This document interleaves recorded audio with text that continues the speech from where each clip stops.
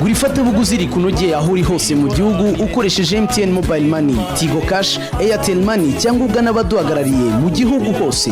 Azam TV, imyidagaduro kuri bose.